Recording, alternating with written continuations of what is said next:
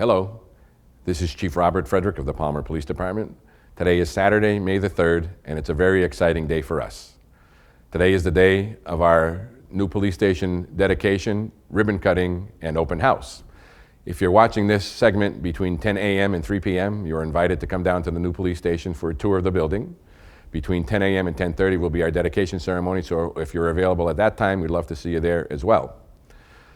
In honor of our ceremony today, we've worked with our friends from M-PACT, and they've put together a compilation of the video that we've shot over the course of the last year documenting the construction of our new police station. So that video is going to be shown all day long, and you can follow as well as we will the progress that we've made over the last year, and the end result is the building that we're showing today. So again, if you're available, we'd love to see you between 10 a.m. and 3 p.m. Come on down.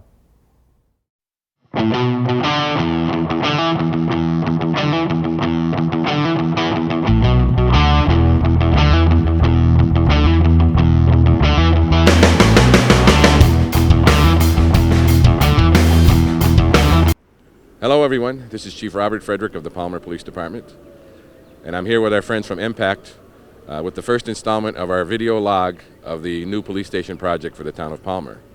Those of you who are residents of Palmer will know that last June we approved a Proposition 2.5 override for the construction of a new police department.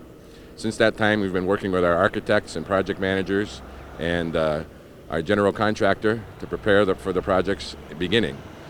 What you see behind me is a house that's at the corner of Main and Sykes Street in Three Rivers, right next to the Country Bank. And that house is part of this project. Actually, the house is going to be demolished to make way for an access road into the new police department, into the new police building. We purchased this house back in 2001 in anticipation of this project. And as the first phase of the project, this house is going to be demolished. We've changed locations. It's now April 1st, 2013. And I'm standing in front of the field, the 4.5-acre field that the town of Palmer owns behind the town hall, where the actual location of the police station building is going to be.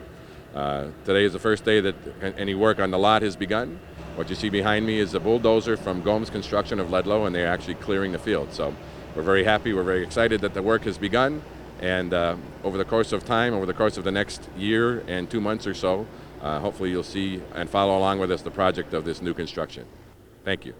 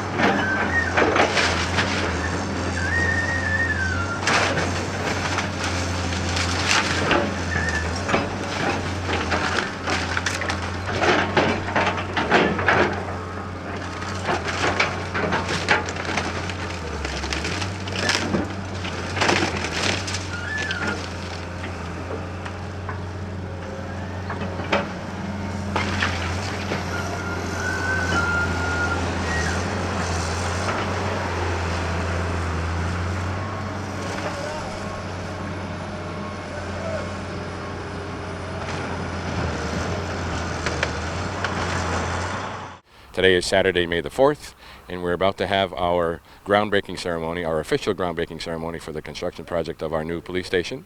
The work in earnest actually began on April 1st, but we waited a little bit, a month or so, for the official the groundbreaking ceremony, because we wanted to make sure that the weather was well enough and that it wasn't too cold. And today is obviously a beautiful day. It's cloudless, blue sky. It's about 70 degrees, and we're very happy. We expect a large turnout of residents, of citizens, of our voters and taxpayers.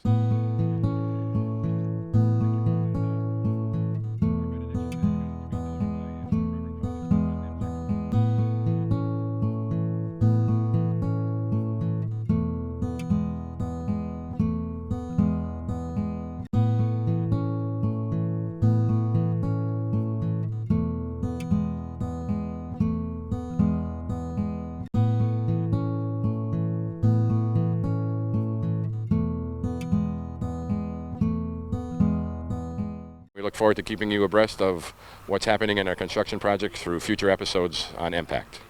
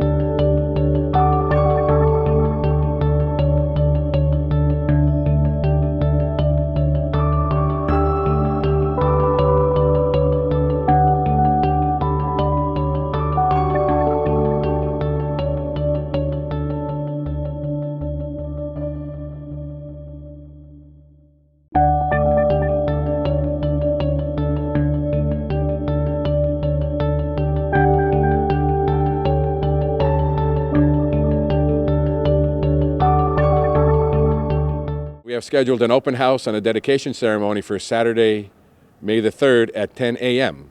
We invite every one of you, each and every one of you, to come up and join us for that ceremony. We'll be giving tours of the new police station, and we're very happy to show you our state-of-the-art police station as it's nearly completed. Our plan is, once again, after we have the dedication, we'll start moving our own equipment and things in there, and we hope to be operational just a couple of weeks after the dedication ceremony. So join us as we tour the almost completed Palmer Police Department. This is the office of my administrative assistant. And again, as you can see, and as you will see throughout the building, the furniture is in. We've taken advantage of office system-style furniture for her workspace to make it very efficient and ergonomic. This is the chief's office. This is the conference room that adjoins the chief's office. This is the lieutenant's office. Lieutenant John Janulevitz will occupy this space. This is our detective office. Currently we have 2 officers assigned to be detectives, so they'll be working in this area. This is one of 3 interview rooms that we have in the new police department, and this one is right off the lobby, so anyone that comes into the police station needs to speak with a police officer privately will be brought into this interview room, and they can have a quiet and private conversation. This is what we call the squad room. It's the place where the patrol officers come to the station to be briefed on activity from the prior shift, and where they come to read our activity log and do their police reports. This is our evidence processing room. So when evidence is collected, it's processed, tagged, labeled in this room. This is our upstairs evidence storage room. Evidence that's collected is stored in this area. It has some specialized cabinets. On the left of your screen are weapons racks, so any rifles or pistols that we collect will be stored here. On the right and further down into the room are just regular storage shelves where the evidence is stored. We're going to implement a barcoding system from our computer software vendor, so anything can be retrieved and audited at any time. This is our armory. So what happens here is that any weapons and ammunition that the police department owns that has not been issued to a police officer gets stored in here. There's also a work area, so our armorer can do any repairs to any of the guns and other equipment that he needs to make. This is our garage, and what will happen here is we have space available to store any vehicles that we're holding for evidence. We also have space available to do some light maintenance that we need to on our own cruisers. On the far side of the wall are 2 enclosures, chain link enclosures that we can store inventory, tires, flares, and things like that. And we can also use part of it to store any evidence that either doesn't fit or cannot be stored inside the building. This is our patrol sergeant's office. Patrol sergeants are in charge of the officers that are on the street and of the dispatchers. So they each now have their own individual workspace. In our old building, we had 1 office with a single desk. There are 3 patrol sergeants, and they all had to share that workspace. And now they're very happy that they have their own individual work areas.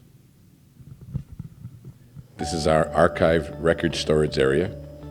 Nothing fancy other than a room that has some storage shelves in, so all of our old records that we're required to keep will get stored down here, but it's clean and dry as opposed to the current area in the basement of the town hall where we are now, which is prone to have water leaks very frequently. This is our electrical room where, as you see on the right, our main electrical panel is located. On the left is our control panel for the generator system that we have, and also on the left is our demarcation point for the other utilities that come into the building, the telephone and the cable. This is our mechanical room, and housed primarily in here are our 2 natural gas fired furnaces, and also the control points for our sprinkler system. We have 1 wet and 2 dry sprinkler systems in the building. This is our downstairs evidence storage room, so anything that we can't fit upstairs or anything that is inactive as far as the case goes, but that we still need to hang on to will get stored down here. Again, we have some specialized weapon storage racks for pistols and rifles.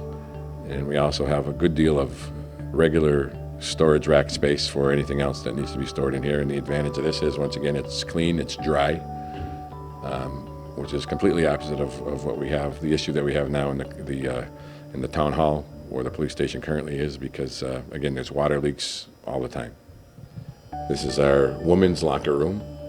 In addition to a toilet and a sink and a shower, we have individual lockers for all our female employees. This is the male locker room. Again, it's in the basement of the police station. On the male side, there are 30 lockers, and this room is expandable. We can add another 10 to make the room able to house 40 lockers.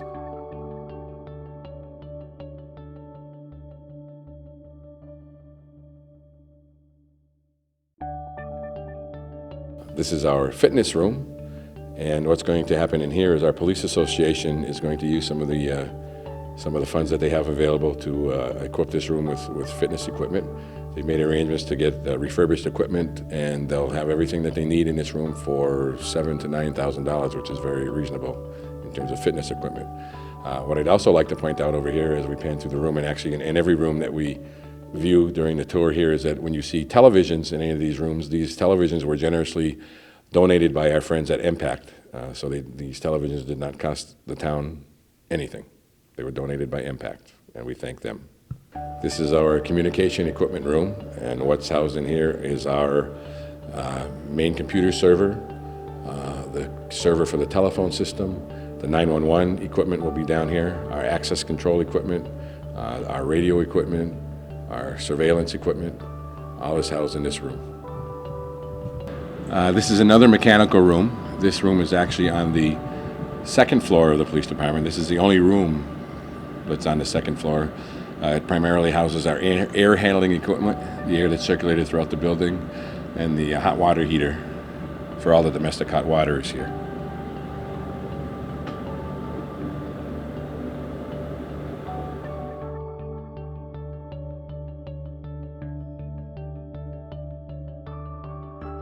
We are now in the lockup section of the police department. What you're looking at right at the moment is the booking area. So when someone is brought in under arrest, they'll stand in front of the counter that's in front of you, and the officer will collect information from the person under arrest. We'll inform the person of the charges being filed against them.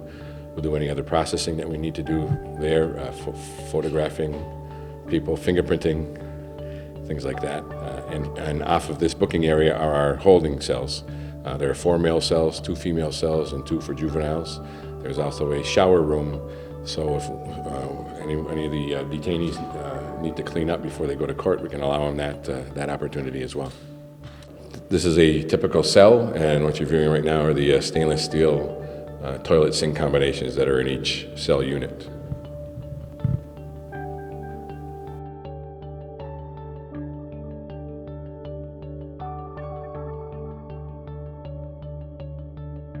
This is the employee break room area, and we're very happy about the fact that we have a microwave, a stove, and a refrigerator here.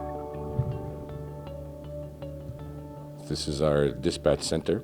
We are currently awaiting the arrival of our dispatch furniture, which should be in another week or so, and this is where our 911 calls will come and where the dispatchers communicate by radio with the police officers and the other organizations that we deal with on a daily basis, including the fire departments, the ambulance, DPW, other state agencies, and really this is the nerve center of the entire police department right here in the dispatch center.